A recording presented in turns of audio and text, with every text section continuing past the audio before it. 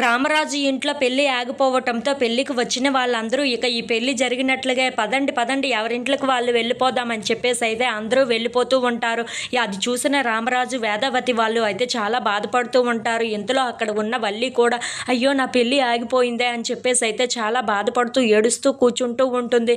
ఇంతలో పెళ్లి వాళ్ళు మళ్ళీ వెనక్కి వస్తూ ఉంటారు. అది చూడగానే అక్కడ ఉన్న వాళ్ళందరూ అయితే ఒక్కసారిగా షాక్ అయిపోతూ ఉంటారు. ఇంతలో అక్కడికి చందుని తీసుకొని ప్రేమ ధీరజ్ వాళ్ళు వస్తూ ఉంటారు. అది చూడగానే అక్కడ ఉన్న రామరాజు వేదవతి వల్లి వాళ్ళు అయితే ఒక్కసారిగా షాక్ అయిపోయి వాళ్ళని అలా చూస్తూ ఉండిపోతారు. ఇంతలో అక్కడ ఉన్న ధీరజ్ చందుని తీసుకొని పెళ్లి మందరిలోకి వస్తూ ఉంటాడు. అది చూడగానే అక్కడ ఉన్న రామరాజు మాత్రం ఏంటిరా వీళ్ళలాగే నువ్వు కూడా నన్ను మోసం చేసావా, నన్ను మోసం చేసి ఇక్కడి నుండి వెళ్ళిపోయావా, నా పరువు తీయడానికే మీరందరూ ఉన్నారు కదరా అని చెప్పేసి అయితే చాలా బాధపడుతూ అక్కడ ఉన్న చందుని తిడుతూ ఉంటాడు.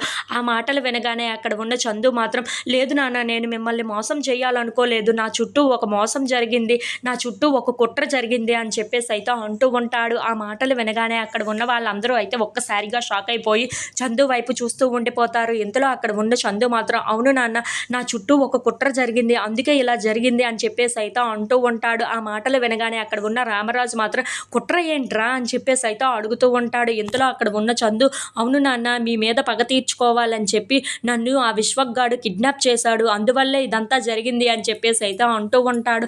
ఆ మాటలు వినగానే అక్కడ ఉన్న వాళ్ళందరూ అయితే ఒక్కసారిగా షాక్ అయిపోయి ఏంటి విశ్వక్ నిన్ను కిడ్నాప్ చేశాడా అని చెప్పేసి అయితే రామరాజు అడుగుతూ ఉంటాడు.